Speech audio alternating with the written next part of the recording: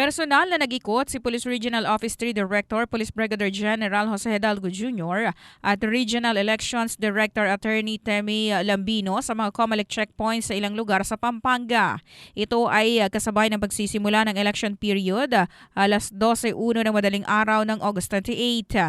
Ayon sa PRO3, nasa 146 na mga checkpoints ang nakatalaga sa Central Luzon kung saan nakadeploy ang mahigit 1,000 kapulisan. Kasabay rin ito ay ang pagpapatupad na rin ng gun ban, kaya paalala ng PNP sa publiko na maging cooperative. Pinaalalahanan rin umano ni Hidalgo ang mga kapulisan na maging magalang sa mga motorista at ipatupad ang batas alinsunod sa general guidelines ng Revised Police Operational Procedures. Yan na report, hatid ng NutriClan Herbal Capsule, Linis Chan, Sexy Chan. In the heart of changing lives, ito sa Brigada John Bayot ng Brigada News FM Philippines, the Music and News Authority.